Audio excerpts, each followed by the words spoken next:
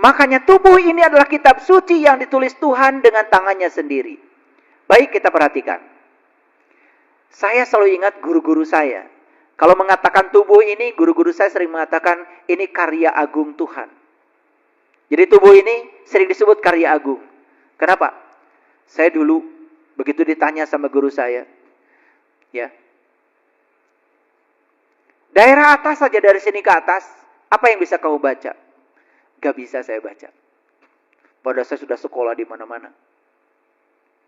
Begitu saya disadarkan ke dalam, wah, begitu saya lihat rahasianya luar biasa.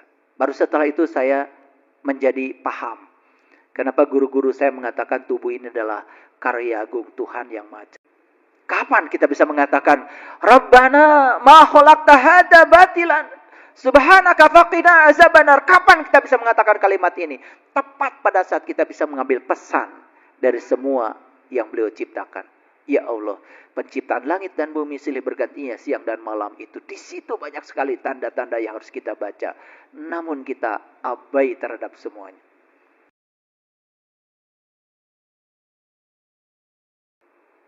Milarunutaya.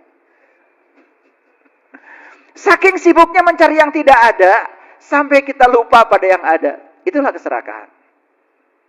Ini tubuh Bapak Ibu. Ternyata tubuh kita ini dengan tubuh semesta itu tidak terpisah. Semua unsur-unsur yang ada di semesta ada dalam diri kita. Di semesta ada matahari, di sini ada matahari. Di semesta ada bulan, di sini ada bulan. Di semesta ada bintang-bintang, di sini ada bintang-bintang. Di sana ada air, di sini ada air. Di sana ada udara, di sini ada udara. Di sana ada tanah, di sini ada tanah. Di sana ada ruang kosong, di sini ada ruang kosong. Tubuh kita ini sebetulnya sangat simetri dengan semesta yang tanpa batas. Bapak Ibu ingat, ini tubuh segede-gede gini dari mana asalnya? Dari makanan bukan? Sadar itu dari makanan? Makanya kalau mau makan itu, bilang sama makanan, hei makanan, setelah kamu disantap, kamu akan jadi dagingku, akan menjadi tulangku, akan menjadi darahku, kamu akan menjadi diriku. Berani gak makan yang gak karu-karuan? Berani gak makan yang punya hak orang lain? Saya kalau mau makan harus clear. Bukan sekedar halal, tapi harus baik.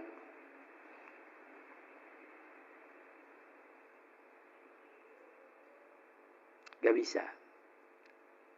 Demi penghormatan pada tubuh ini, makanan yang dimasukkan ke sini harus pasti.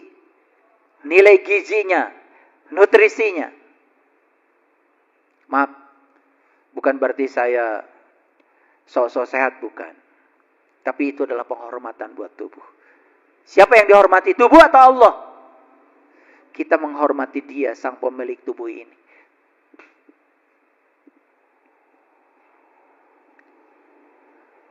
Makanya dalam tubuh ini ada apa Bapak Ibu? Ada apa?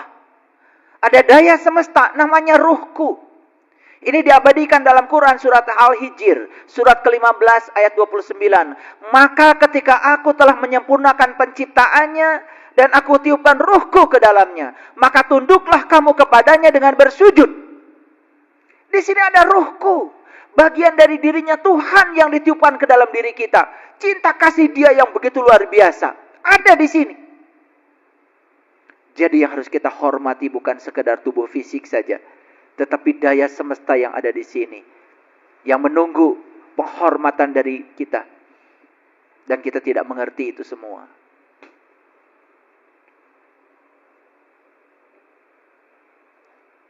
Makanya dalam Quran surat Ali Imran ayat 190, Allah berfirman, Inna fi khalqis samawati wal ardh wahtilafil laili wan nahar la ayatil liulil albab.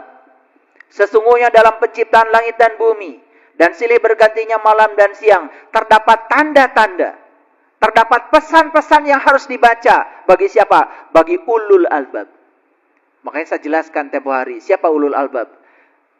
Di Quran Allah mengatakan ulul albab itu adalah orang-orang yang sudah bisa mengingat Allah dalam keadaan berdiri, duduk, berbaring. Dan mereka memikirkan tentang penciptaan langit dan bumi.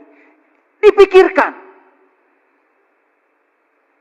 Dan mereka berkata, Rabbana ma khalaqta hadza batilan subhanaka faqina azabannar.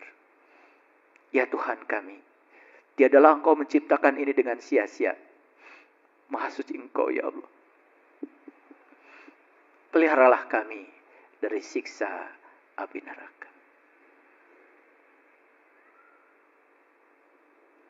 Kapan kita bisa mengatakan Rabbana ma khalaqta hadza batilan subhanaka faqina azabannar? Kapan kita bisa mengatakan kalimat ini? Tepat pada saat kita bisa mengambil pesan dari semua yang beliau ciptakan. Ya Allah, penciptaan langit dan bumi silih bergantinya siang dan malam itu. Di situ banyak sekali tanda-tanda yang harus kita baca. Namun kita abai terhadap semuanya. Di sini aja, di dalam diri kita, banyak tanda-tanda yang tidak bisa baca. Hadirin, tubuh kita ini, ada bagian atas ini disebut langit. Batasnya leher, bagian bawah disebut bumi. Ini tanda-tanda semua di sini. Makanya, kalau ingin belajar meniti ke dalam diri, nanti saya ajarkan bagaimana membuka rahasia tubuh ini. Ternyata tubuh ini kalau dibuka rahasianya luar biasa. Baru kita bisa menghormati tubuh ini. Dan kenapa kita tidak menghormati tubuh ini? Karena kita tidak mengerti. Makanya tubuh ini adalah kitab suci yang ditulis Tuhan dengan tangannya sendiri. Baik, kita perhatikan. Saya selalu ingat guru-guru saya. Kalau mengatakan tubuh ini, guru-guru saya sering mengatakan ini karya agung Tuhan. Jadi tubuh ini sering disebut karya agung. Kenapa? Saya dulu begitu ditanya sama guru saya, ya, daerah atas saja, dari sini ke atas, apa yang bisa kamu baca? Gak bisa saya baca. Padahal saya sudah sekolah di mana-mana. Begitu saya disadarkan ke dalam, wah, begitu saya lihat rahasianya luar biasa. Baru setelah itu saya menjadi paham kenapa guru-guru saya mengatakan tubuh ini adalah karya agung Tuhan yang maha cerdas. Setuju nggak Bapak Ibu kalau tubuh ini adalah manifestasi dari kecerdasan semesta? Setuju? Coba. Dokter sekarang udah banyak. Dokter spesialis juga sudah banyak. Tetapi ilmu tentang tubuh ini sampai sekarang nggak ada habis-habisnya. Betul nggak? Dan tidak ada yang dokter yang mengklaim kalau dia mengetahui rahasia tubuh seutuhnya, nggak ada. Saking banyaknya rahasia yang tersimpan di sini. Jadi tubuh adalah kitab suci yang harus dibaca dan dipahami. Tubuh berbicara dalam bahasa yang sangat halus, yaitu bahasa rasa. Untuk bisa mendengarnya, kita perlu meningkatkan kepekaan kita. Dan ini berarti menciptakan keheningan di dalam diri kita dan di luar diri kita. Karena hanya dalam keheningan kita bisa mendengarkan suara itu. Hanya dalam keheningan memungkinkan kita untuk bisa menangkap pesan-pesan halus dari tubuh. Baik, kita buka sekarang rahasianya sedikit.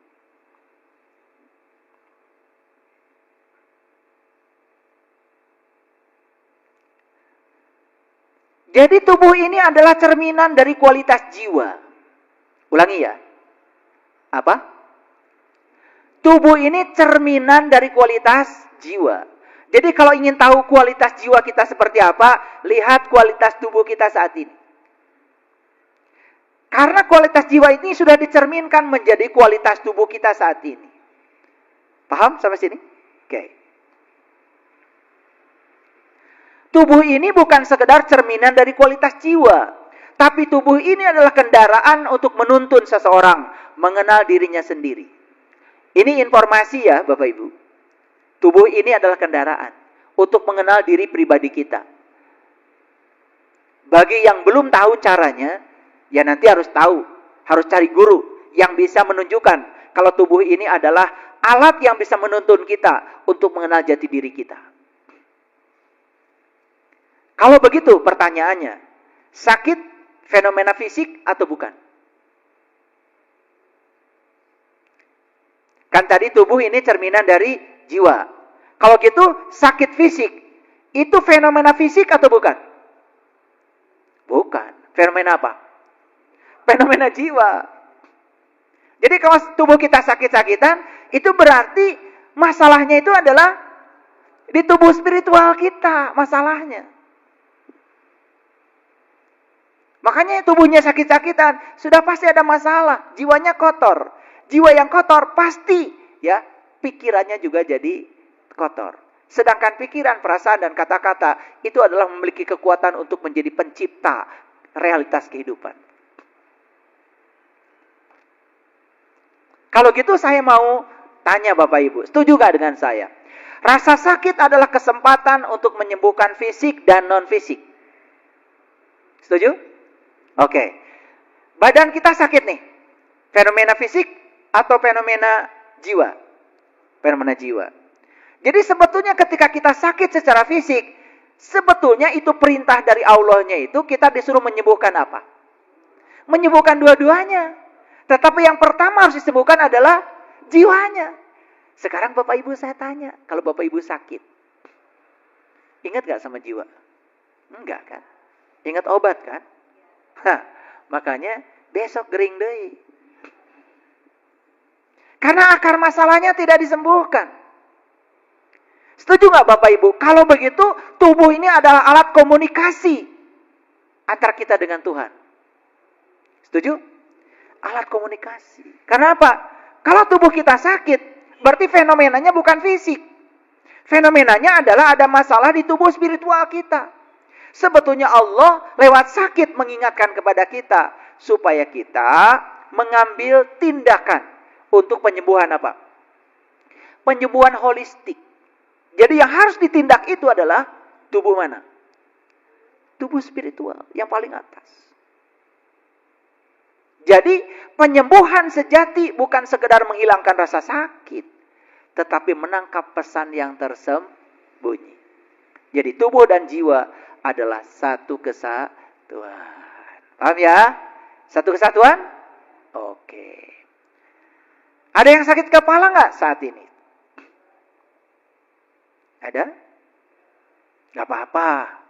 Nggak apa-apa. Nah, misalnya kepala sakit nih. Apa yang terpikir oleh kita? Langsung minum obat sakit kepala? Hilang pesannya. Padahal, coba perhatikan. Kepala ini pusat pikiran, bukan? Kepala ini pusat kesadaran, bukan? Dan kepala ini yang pertama merespon segala sesuatu yang terjadi di luar. Setuju? Ulangi. Apa pesan spiritual dari sakit kepala? Perhatikan saya. Ini yang suka sakit kepala ya, migrain. Yang suka apa? Vertigo.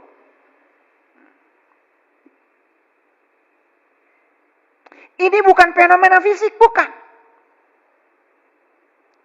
Oke, sekarang lihat dulu. Setuju nggak kalau ini pusat pikiran? Oke. Setuju nggak kalau ini pusat kesadaran? Sadar tuh di sini. Setuju nggak kalau kepala yang merespon semua peristiwa yang terjadi? Berdasarkan ini, apa pesannya untuk yang sakit kepala? Satu, ini pusat pikiran. Berarti ini terlalu banyak mikir. Yang gak penting pun dipikirin. Yang masih ilusi pun dipikirin. Yang tidak terjadi pun seolah-olah sudah terjadi. Dipikirin. Ya lebaran saminggu deui. Ya. Geus mikir lebaran, betul nggak? Ya, saya nanti kalau lebaran gimana ya? Kalau di rumah nggak ada makanan. Padahal belum terjadi, seminggu lagi. Kenapa sih tidak berpikir? Saya yakin lebaran nanti di rumah makanannya berlimpah. Kan bisa juga berpikir sebaliknya seperti itu. Betul nggak? Oke. Jadi ini pusat pikiran. Ini pusat kesadaran. Ini yang pertama merespon. Oke. Nih pesannya. Untuk yang sakit kepala. Sering sakit kepala. Satu. Pusat pikiran ini terlalu banyak. Terlalu sibuk. Tidak pernah istirahat. Akibatnya apa? Pusat kesadaran terganggu. Dan kita sering merespon kejadian yang di luar dengan respon yang negatif. Cocok nggak kira-kira? Nggak salah. Nggak salah. Ini yang sakit kepala ya. Walaupun nggak ada yang berani acungkan kepala ya. Acungkan tangan ya. Takut ketahuan. Terlalu banyak berpikir, terlalu banyak mengandalkan logika, dan mengabaikan intuisi. Makanya pengumuman nih, untuk yang sakit kepala, segera belajar kesadaran supaya intuisinya hidup. Sehingga kita tidak semata-mata hidupnya mengandalkan logika. Oke? Udah ketemu pesannya? Nah, yang ketiga, migrain. Masih sakit kepala juga ya. Ada keyakinan lama yang tidak melayani dalam diri kita. Tapi keyakinan lama itu ada di alam bawah sadar kita. Dan itu menjadi program yang terus mengendalikan diri kita. Contoh keyakinan lama itu apa? Misalnya, ya, punya keyakinan lama, hidup itu susah. Mencari uang itu perlu kerja keras. Itu keyakinan lama tuh. Itu ada tuh, tersembunyi di alam bawah sadar kita. Migrain. Ada tekanan untuk memenuhi ekspektasi yang tinggi. Ada nggak orang-orang yang gini? Demi untuk agar dibilang oleh orang lain kaya, mampu, bisa. Lalu terus-menerus mewujudkan semua agar kita mendapatkan validasi dari orang lain. Ada nggak ya kayak gitu? Sakit kepalanya. Sebetulnya dia kemampuannya cuman X. Tapi dia ingin dipandang oleh orang lain kalau dia itu 3X, 4X. Agar dapat validasi dari orang lain bahwa saya ini siapa gitu. Dan tekanan itu terus-menerus direspon dan diwujudkan. Migrain.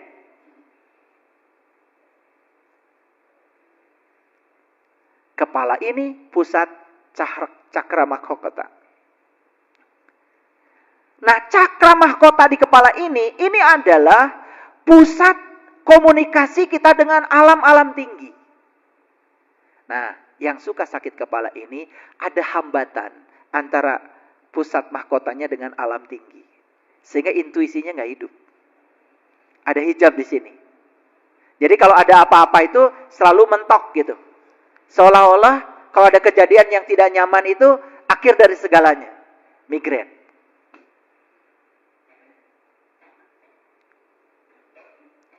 Nah, sakit kepala juga indikasi bahwa antara fisik dengan spiritual tidak seimbang. Dan yang berikutnya, pesan dari sakit kepala apa? Kita tidak menjalani hidup sesuai dengan panggilan jiwa. Lebih banyak menjalani hidup sesuai dengan panggilan pikiran. Kira-kira hidup dalam pikiran atau hidup dalam kesadaran? Nah, yang hidup dalam pikiran sakit kepala. Jadi pesan dari sakit kepala apa? Kita disuruh menggeser agar hidup dalam kesadaran. Bapak Ibu, upami ngadamel KTP, fotona tidak kahanap, tidak kaluhur. Mentang-mentang seksi PRT, mohon dari sini ke bawah saja. Gak bisa kata PRT. Identitasmu dari sini ke atas. Identitas bukan ini. Identitas.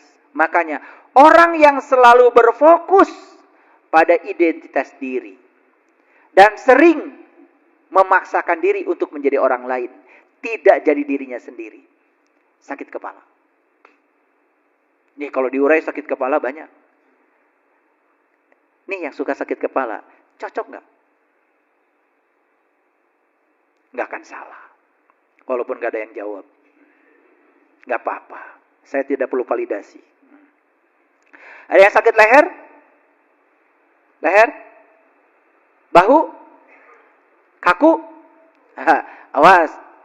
Jangan nyalain bantal ya. Itu beban emosional yang tersembunyi. Ada beban emosi yang tersembunyi. Sulit memaafkan. Orang yang sulit memaafkan pasti bahu dan lehernya kaku. Bukan perkara bantal.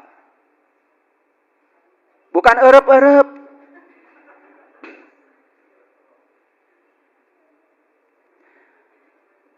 Yang kedua, pesan spiritualnya ketidakmampuan menerima perspektif yang berbeda.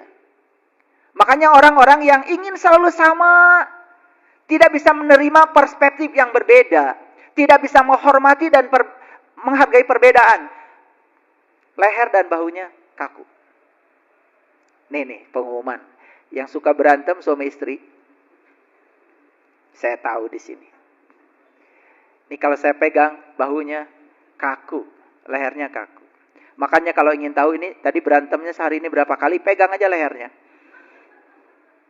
Kalau orang yang suka berantem, itu karena tidak bisa menerima perbedaan, tidak menghargai perbedaan, ingin selalu sama. Yang diserang pertama kali itu leher dan bahu. Hebat nggak Allah memberikan sinyal pada kita? Hebat kan? Kebaca nggak selama ini? Enggak kan? Orang yang lehernya kaku dan bahunya selalu sakit, tidak memiliki fleksibilitas untuk menerima kenyataan hidup. Selalu hidupnya itu seharusnya begini, seharusnya begitu. Tidak menyerah pada apa yang ada. Bahunya pasti kaku. Cocok? Cocok, saya tahu. Saya cuma malas aja pegang kalian. Terlalu banyak konflik dalam diri yang belum selesai. Jadi konfliknya itu di sini, di dalam diri. Itu namanya dia belum selesai dengan dirinya sendiri. Pakai di dalam. Gitu. Tidak berusaha menyelesaikan, merilis. Sehingga emosi-emosi yang negatif itu perang di dalam. Misalnya, hanya untuk memaafkan saja. Itu luar biasa tuh syarat-syaratnya di dalam. Itu konflik itu di dalam. Itu pasti menyerangnya leher dan bahu. Ada kemarahan yang terus-menerus tanpa henti. Biasanya ini orang selalu membawa dirinya ke masa lalu. Gitu. Dan masa lalu itu selalu diungkit-ungkit. Sehingga ketika diungkit, alam bawah sadarnya terstimulus. Sehingga muncul yang namanya kemarahan. Padahal sudah tidak penting lagi. Orang kayak gini, pasti lehernya. Ya, saya tahu obat kimianya udah tahu saya. Tahu. Obat gosok. Yang luarnya itu, yang dalamnya juga saya tahu satu-satunya. Tahu. Nah, di bagian leher ada apa Bapak Ibu? Nih, tenggorokan. Tenggorokan ini pusat komunikasi, pusat ekspresi. Terlalu banyak memendam. Nih, bapak-bapak sebelah sini ya. Kalau istri kita sedang bicara itu. Ya, dengerin. Supaya keluar tuh. Karena di sini ada tenggorokan buat mengeluarkan ekspresi komunikasi. Kalau enggak, itu. Lehernya kaku. Bahunya. Jadi obatnya itu bukan dipijit, bukan. Didengerin. Ya Pak ya. Pak. Ini sebelah sini kenapa nggak ngejawab? Udah biarin aja kalau yang sebelah sini. Jadi. Yang sebelah sini perlu bicara 26.000 kata sehari. Yang sebelah sini. Yang sini mah 7.000 aja cukup. Ya. Aduh kalau ngerti ya. Makanya saya nanti tanggal 26 April spesial ngasih pelatihan menciptakan surga dalam kehidupan rumah tangga. Spesial itu. Karena banyak orang yang gak ngerti. Ini perlu banget ini. Saya akan membedah hasil riset tentang relationship selama 15 tahun. Akan dibedah tuh. Nah, sehingga setelah itu nanti kita tahu cara memperlakukan pasangan. Dan setelah itu insya Allah konflik mulai mereda, kehidupan mulai bagus, mulai menarik hal-hal yang positif dalam hidup. Maka disitulah kuncinya hidup menakjubkan. Kalau nggak beres di rumah, masih banyak konflik, maka ini akan menjadi magnet yang akan menarik hal-hal yang tidak diinginkan. Jadi kenapa di kehidupan rumah tangga banyak yang datang yang tidak diinginkan? Jangan-jangan kita magnet yang menariknya. Karena cuma kita tidak sadar. Masih banyak konflik. Oke ya. Ada tenggorokan di sini kan? Di leher ya. Nah, ini alat komunikasi. Makanya kalau ada yang perlu diekspresikan, ekspresikan. Bu, ya, Bu. Ya. Kalau enggak ada yang mau dengar, nulis puisi lah. Ya, coret-coret, ya, coret-coret. Biar keluar. Daripada leher kaku. Leher kaku, hese ngaliuk oke. Sok, anu hese ngaliuk saha? Nu hese ngaliuk saha? Saha? Pinter. Nah, ternyata ini dengan bahu ini adalah berhubungan erat dengan kejujuran. Makanya orang yang sering banyak bohong, gak jujur, dan selalu berbohong untuk menutupi kebohongannya, pasti masalahnya di leher dan di bahu. Makanya kalau saya suka kadang-kadang ya, yang konsultasi sama saya ke rumah, kemudian, apa masalahnya Bu? Ini bahu. Hafal. Udah kebaca masalahnya. Ya. Ya. Tahu ya Ibu? Hebat nggak Allah berkomunikasi lewat tubuh? Jadi sekarang bagi orang yang berkesadaran, ternyata sakit ini bukan sekedar sakit, bukan fenomena fisik. Sebetulnya Allah sedang berkomunikasi kepada kita, tolong dong, ada yang diperbaiki. Ada yang sakit punggung sekarang? Tulang belakang? Oke. Ini beban masa lalu yang digenggam. Merasa diri seolah-olah penanggung jawab gitu. Gak sadar sebetulnya kalau Allah itu memampukan kita. Kan ada orang yang begini, saya ini, semua orang keluarga saya tertumpu kepada saya. Lalu itu jadi beban. Gak percaya bahwa sebetulnya bukan gitu. Allah itu, untuk keluargamu yang banyak ini, aku titipkan rezeki lewat kamu ya. Gitu. Tolong, kata Allah. Ini titipan dariku buat mereka. Tetapi kita merasa seolah-olah saya ini penanggung jawab gitu loh. Lalu membebani dirinya sendiri. Ini punggungnya dan tulang belakangnya sakit. Kenangan yang menyakitkan yang terpendam. Sulit untuk bisa merilis. Ini kayaknya harus dihipnoterapi. Rasa bersalah yang terus-menerus dibawa. Beban emosi dari hubungan dengan orang lain. Baik dengan pasangan, dengan anak. Pokoknya ada beban emosi dengan orang lain. Ini masalahnya pasti punggung dan tulang belakang. Belum bisa menerima diri sendiri secara utuh. Belum bisa mencintai diri sendiri secara utuh. Masih ada rasa ketakutan akan kekurangan. Nah, Bapak Ibu, antara tulang ekor sini sama ini cakra mahkota, ini kan dihubungkan oleh tulang belakang. Makanya kalau orang-orang yang sering olah nafas, meditasi, ketika tarik nafas gini. Nah, ditahan nafas di sini, sebetulnya nafas yang ditahan di perut itu memberikan tekanan secara mekanis kepada sini. Di sini ada yang namanya cerebrospinal.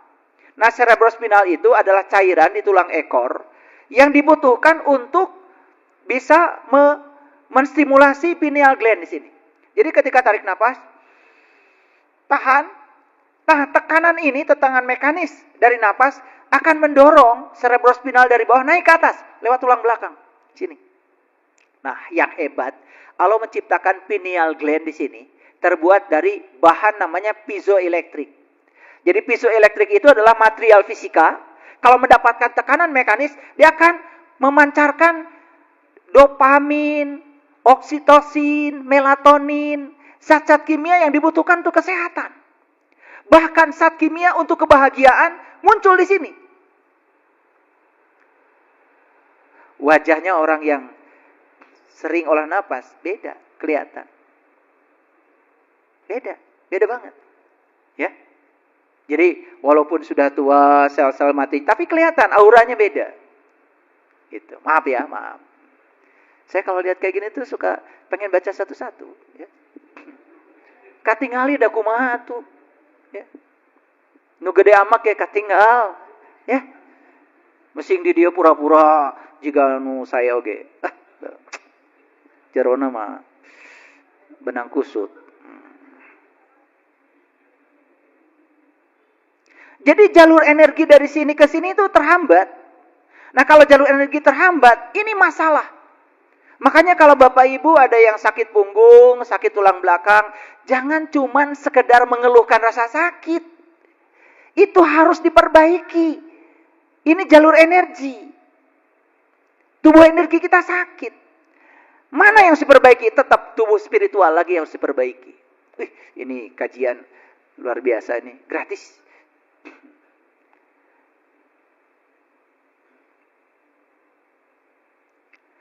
Ada trauma masa lalu dan ketakutan akan masa depan. Nah itu, tidak bisa di sini, saat ini, sekarang. Punggung, tulang, belakang. Saya ini bicara global ya Bapak Ibu ya. Jadi jangan nanya sama saya, kalau mata kiri gimana? Nggak akan cukup waktu. Nu gede-gede lah. Ya. Sakit di dada dan jantung. Ya, bengek. Ya, asma, ya sabangsani nu karar itu ya, paham ya? Nah sini, ada yang suka dadanya kadang-kadang terasa ada tekanan, gitu ya, sesek, ya. Makanya kalau mandi itu, saya diajarkan mandi Sunan Gunung Jati. Makanya kalau mandi itu ada upacaranya kalau saya. Kalau Sunan Gunung Jati itu mengajarkan ketika mandi itu pegang dadaku biar cahyaku Muhammadiyat, ya ingsun sejatining manusia, ana sukma mangan cahya, ana cahya mangan sukma, sarining bumi sarining buana, ya Allah kang meleksa ceki dadaku biar. Jadi ketika air itu kena dada itu, dadanya jadi bercahaya. Pernah dengar gitu? Pernah kan barusan ya? Ya kalian itu ya menghormati leluhur enggak ya. Betul enggak? Saya juga nggak ngerti ya. Leluhur bangsa lain diagung-agungkan, leluhurnya sendiri nggak tahu. Saya pernah nanya orang Cirebon, pesan Sunan Gunung Jati apa? Nggak tahu. Padahal pesannya jelas, ingsun titip tajuk lan pakir miskin. Tajuk apa? Tajuk. Ya tajuk tuh masjid, musola. Tapi pesan beliau bukan sekedar itu, bukan harus bikin masjid yang gede-gede di mana-mana kosong, bukan. Titipan beliau itu adalah masjidnya Allah. Namanya Baitullah. Mana yang kata dalam hadis qudsi, langit dan bumi tidak akan cukup menampung zatku, tapi kolbunya orang yang beriman, itulah tajuk. Jadi titipan Sunan Gunung Jati itu perhatikan tajukmu, bukan yang di luar, yang di dalam. Baitullah sejati. Kolbumu jangan kotori itu. Biar kamu bisa tawaf, bisa itikaf, bisa ruku, bisa sujud gitu kata Quran. Makanya Ibrahim dan Ismail disuruh sucikan rumahku agar kamu bisa tawaf, bisa ruku, bisa sujud. Itu. Yang kedua, insun titip tajuk lan fakir miskin. Tahu fakir miskin?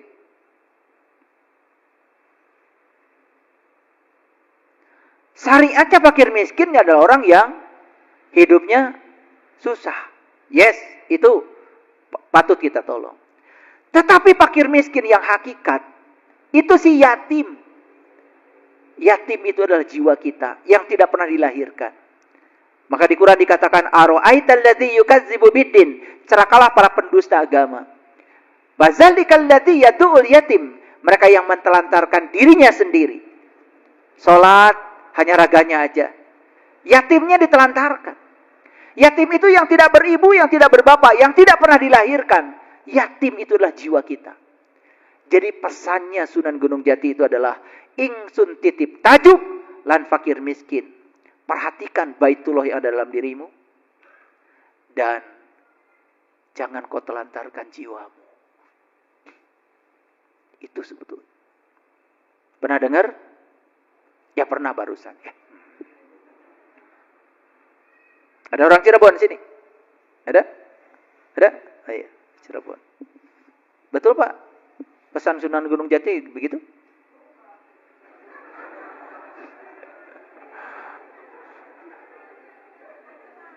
Makanya jangan ngaku-ngaku.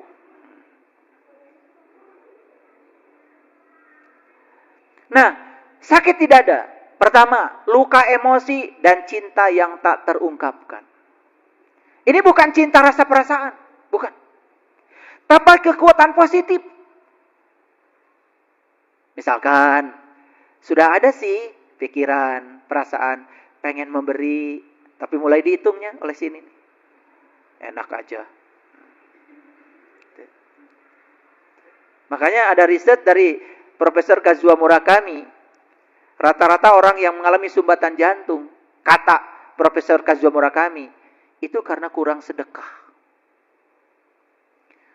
Alias pedit. Penyakit jantung, langsung kurang sedekah. Itu yang bicara loh, ahli bioteknologi loh dari Jepang.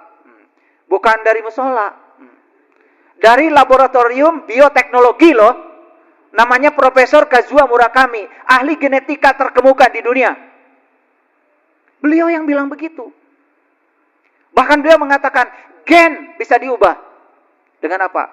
Dengan senyuman.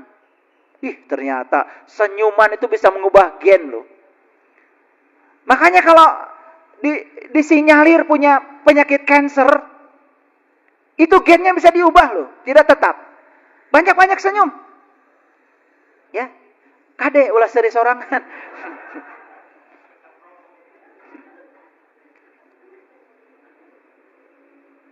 Luka emosi dan cinta yang tak terungkapkan. Terlalu banyak mendem. Hati-hati itu. Kurang empati. Cintanya bersyarat. Rajin ya apa ya? Bahasa Indonesianya apa ya? Ya. Sekalipun dia ingin mengungkapkan cinta, tapi cinta itu bersyarat. Nah, kalau orang yang cintanya bersyarat itu, aku begini karena kamu begitu. Harusnya aku begini bukan karena kamu begitu. Aku begini karena kamu begitu, itu bersyarat. Kan kalian suka begitu ya? Saya begini gara-gara kamu loh. Nah itu aku begini karena kamu begitu. Dan orang yang sudah selesai dengan dirinya sendiri, aku begini bukan karena kamu begitu. Gak ada kaitan dengan kamu. Itu urusan aku dengan diriku. Nah itu, udah ngambil tanggung jawab itu. Itu udah level 200 tuh kesadarannya, udah masuk berani itu. Kurang empati. Orang yang dadanya sesak ya, jantung, bengek. Kajenan. Apa ya bahasa Indonesianya? Gak peduli. Jadi mau tetangga susah, mau orang gak makan, mau anaknya gak sekolah, mau bajunya cumpang-camping, mau sepatunya basah. Padahal dia sebetulnya punya kemampuan, bodoh ting. Jantung ya, jantung. Perasaan kehilangan yang mendalam. Nah, orang yang punya perasaan kehilangan mendalam, itu karena mencoba memiliki sesungguhnya yang bukan miliknya. Itu pasangannya sudah meninggal 10 tahun yang lalu. Ingat kene.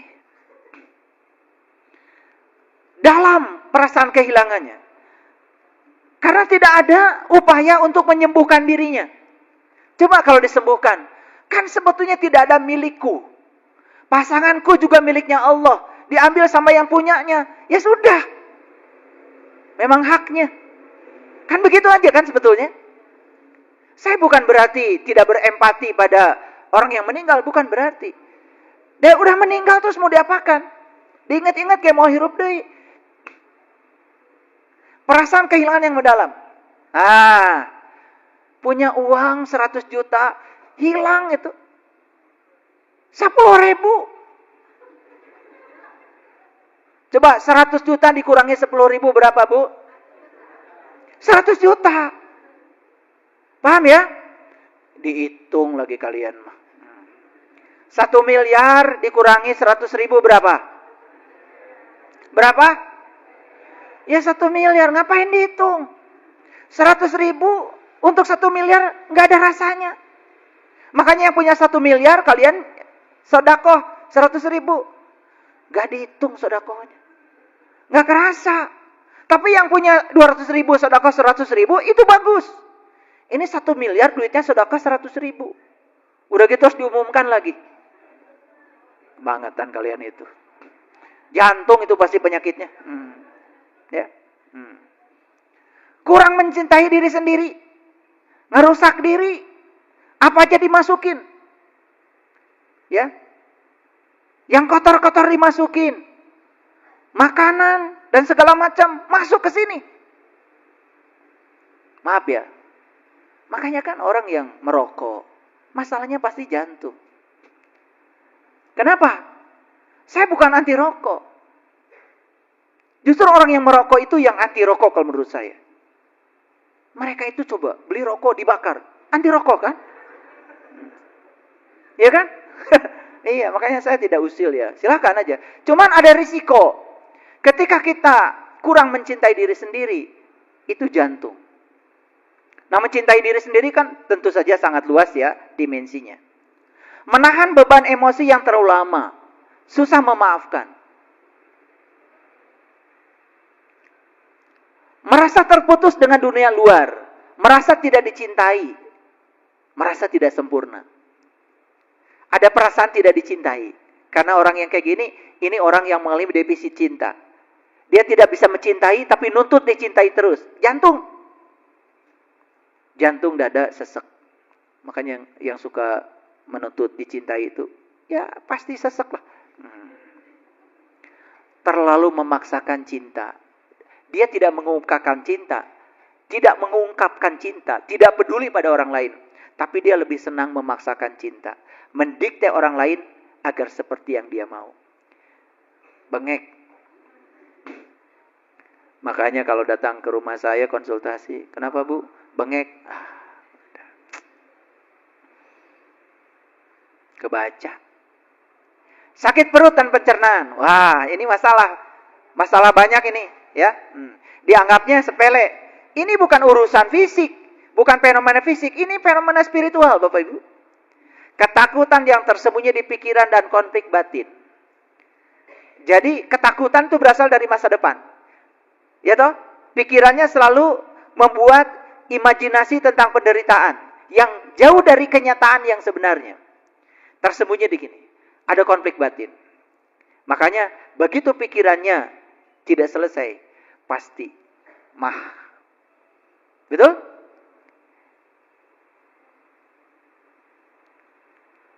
Gas. Asam lambung naik. Menekan ke jantung. Jangan dianggap sepele. Ya. Jadi kasus di mana asam lambung naik dengan mendadak itu termasuk ya sangat berbahaya dan itu bisa menimbulkan kematian. Tidak mampu mencerna pengalaman hidup yang terjadi. Nah ini. Banyak pengalaman hidupnya tetapi tidak bisa mencerna. Tidak bisa menangkap pesan dari semua peristiwa.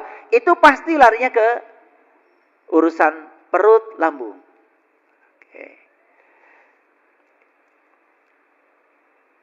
Ada pola pikir yang kurang tepat yang menyebabkan selalu cemas. Makanya disitulah pentingnya Bapak Ibu belajar ngaji itu yang membentuk kesadaran. Karena kesadaran bisa membentuk pola pikir. Pikiran hanya bagian kecil dari kesadaran. Makanya kalau ngaji cuman baca ini, baca itu, ngerti enggak? Itu bukan ngaji Ibu Bapak, baca.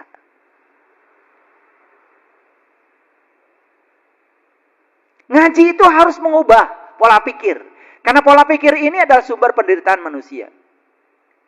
Nah, terlalu banyak penolakan terhadap apa yang terjadi.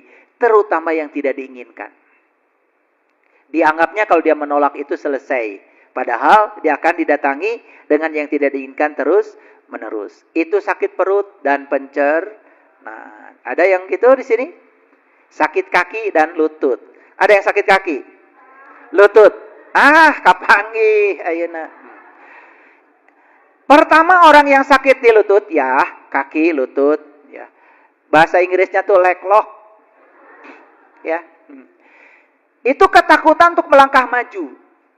Orang yang selalu pesimis.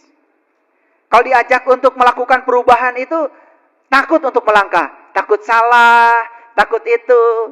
Itu. Pasti masalahnya di kaki. Yang kedua, ketakutan akan perubahan.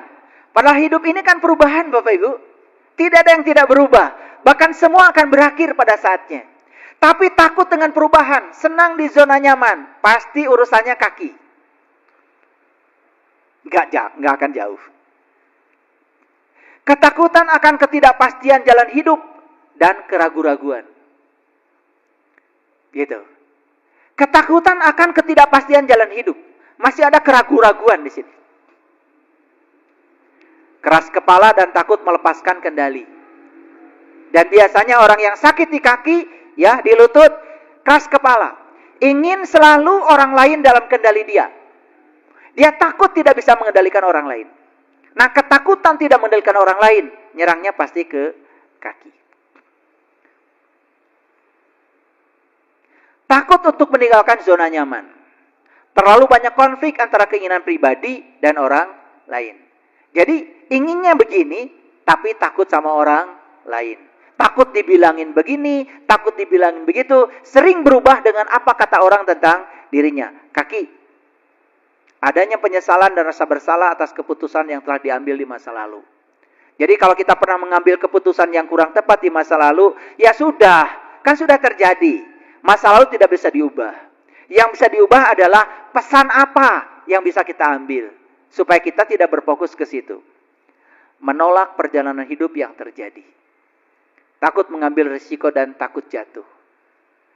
Ini masalah yang berhubungan dengan kaki dan lutut. Nah, bagaimana kalau sakit seluruh tubuh?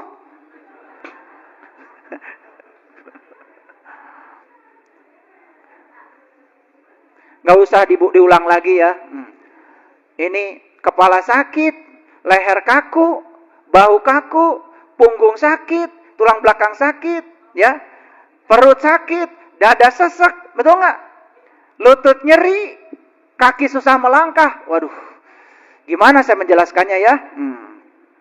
Ini bukan fenomena fisik. Ini semata-mata fenomena spiritual yang sudah bermanifestasi menjadi simptom di fenomena fisik. Jadi kalau sakit seluruh tubuh, jelas. Satu, ketidakseimbangan energi dalam tubuh yang menyeluruh. Wah, ini harus belajar spiritualnya ini dari nol. Bapak Ibu, ya. Harus masuk camp. Ya. Gitu. Saya jamin ya, kalau mau mengubah diri bisa. Bisa, ya. Tetapi tentu saja beda dengan yang sakitnya parsial. Ada ketidakseimbangan tubuh spiritual, tubuh intuisi, tubuh mental, tubuh energi, tubuh fisik. Semua tubuhnya bermasalah. Baik tubuh spiritual, tubuh intuisi, tubuh mental, tubuh energi, sampai ke tubuh fisik. Beban emosi, penyesalan, ketakutan yang mendalam. Mengabaikan diri sendiri terlalu lama. Terlalu lama itu. Mengabaikan diri sendiri. Tidak ada perawatan buat diri. Oke. Kehilangan hubungan dengan pusat jiwa. Tahu Ibu pusat jiwa yang adanya? Di mana adanya? Pusat jiwa itu ya semesta ini. Jantung kehidupan kita. Jadi kita dengan Tuhan sebagai pusat jiwa itu tidak ada hubungan sama sekali. Kemarahan yang terpendam terlalu lama. Tidak bisa berdamai dengan diri sendiri. Ini sakit seluruh tubuh. Jadi Bapak Ibu, tubuh adalah kendaraan dalam hidup ini. Butuh perawatan? Butuh. Memerlukan perhatian yang khusus. Baik secara fisik maupun mental dan spiritual. Makanya ada 6 dokter terbaik, kata Steve Jobs. 1 adalah sinar matahari. Makanya kalau pagi-pagi, ya, sebelum kemana-mana berjemur. Saya makanya kalau mau ngaji aja ke sini, karena tadi pagi olahraganya di ruangan, saya ke atas dulu. Bukan berarti saya punya jalan eksklusif sendiri, bukan. Moyan. Berjemur. Karena sinar matahari dokter yang paling hebat. Vitamin D yang gratis. Ya. Yang kedua, dokter terbaik itu istirahat. Terutama istirahatnya pikiran. Yang ketiga, dokter terbaik adalah olahraga. Olahraga nggak tadi pagi? Habis makan sahur, setengah bola, tidur. Bangun lemes. Kenapa? Pankreasnya capek. Kata pankreas, aku nggak sanggup, kata pankreas. Kalau gula sebanyak ini yang kamu telan, harus dirubah menjadi energi. Insulin nggak cukup mengubah gula menjadi energi. Kadar gula di darah naik, lemes. Baru masuk ke ruangan sini, baru dengar kajian sebentar.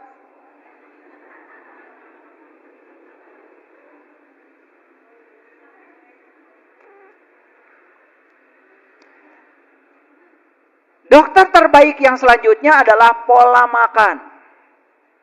Diet yang seimbang. Dokter selanjutnya yang harus kita miliki adalah kepercayaan diri. Siapa yang mau percaya pada diri kita kalau bukan diri kita sendiri? Dan yang terakhir, dokter yang paling hebat adalah teman. Makanya penting dalam hidup punya komunitas. Makanya saya bikin komunitas, namanya Bumi Spiritual Indonesia, berbadan hukum. Kita ngumpul, sharing. Ya. Yang punya bisnisnya banyak, ini gak punya bisnis, saya kawinkan. Ada yang bisa mijit, ini sakit, saya kawinkan. Di komunitas itu semua bisa dipasang-pasangkan. Sehingga menjadi kekuatan yang luar biasa. Ada yang ahli pertanian, yo saya punya tanah, kamu bertani. Jadi ternyata teman itu penting. Bapak Ibu. Makanya kenapa Nabi Muhammad mengatakan, salah satu yang bisa memanjangkan umur adalah silaturahmi. Menghubungkan kasih sayang. Jangan ada musuh. Harus banyak teman di mana-mana. Jangan dibatasi oleh agama, keyakinan, apalagi baju. Berteman dengan semuanya tanpa batas. Saya ke Bali, punya teman. Saya ke Eropa, ada teman. Saya ke Arab, ada teman. Kemana-mana selalu ada teman. Bahkan, kalau mau ke Sukabumi, kasih tahu saya ya. Saya bilang, saya ke Sukabumi hari ini. Oh, udah sibuk orang Sukabumi. Itu kedah ke restoran. Betul gak? Berkah itu luar biasa. Saya bilang, saya mau ke Bogor. Sibuk di Bogor. Saya mau ke Jakarta, sibuk di Jakarta. Ya sibuk aja. Gak tahu sibuk apa, saya juga gak ngerti. GR aja. Ternyata teman itu dokter yang terbaik. Ini malah mengasihkan diri. Gak punya teman. Teman dibatasi. Ya, harus satu keyakinan. Keyakinannya pun harus keyakinan yang ini. Di luar itu salah semua. Sesat.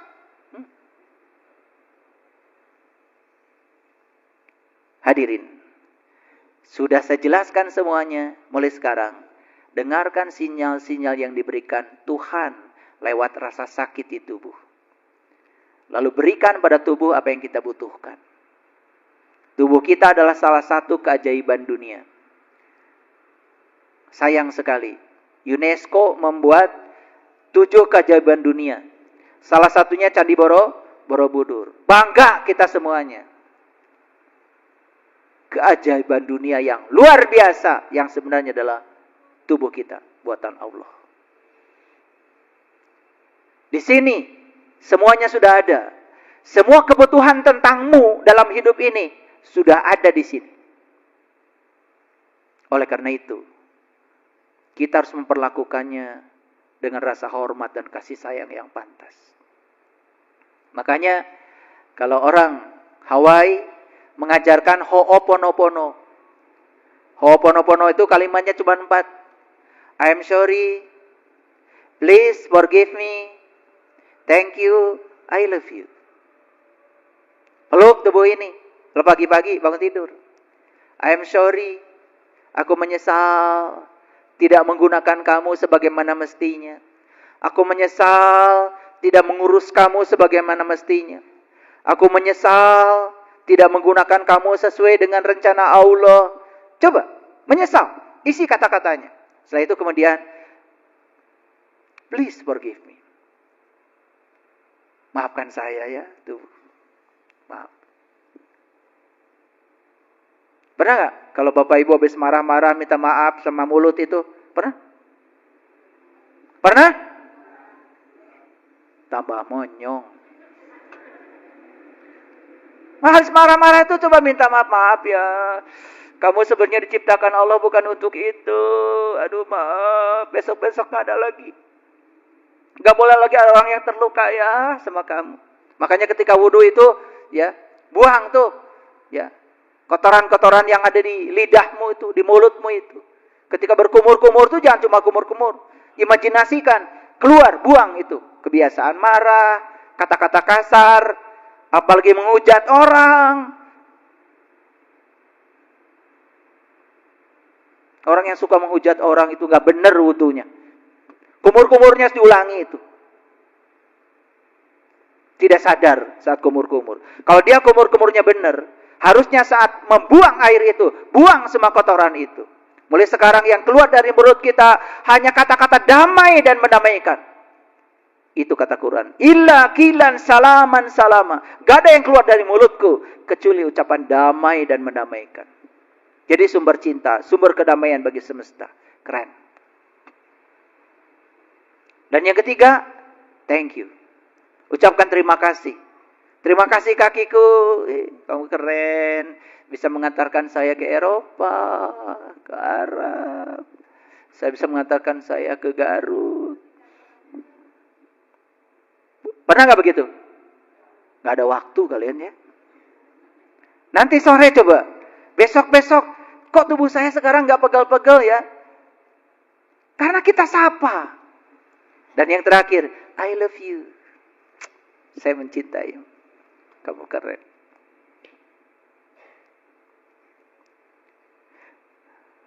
Bayangkan ya. Orang Hawa yang ngajarin. Masuk akal kata-kata itu. Memiliki getaran yang luar biasa.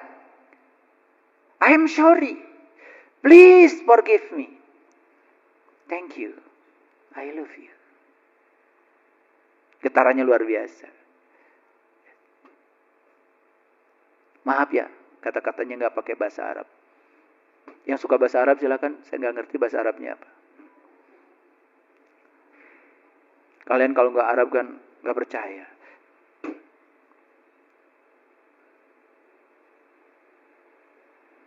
Jadi kembali ke judul kita, ya.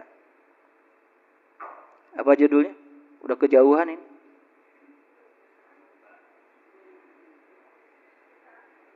Menemukan yang suci di semua kitab. Hari ini fokus kita hanya fokus pada kitab hidup ini aja. Bayangkan ya kalau saya membahas air, membahas udara dan rahasianya, membahas planet. Wah, banyak gak kitab yang belum kita baca? Banyak. Ada batasnya? Gak cukup waktu kita membacanya.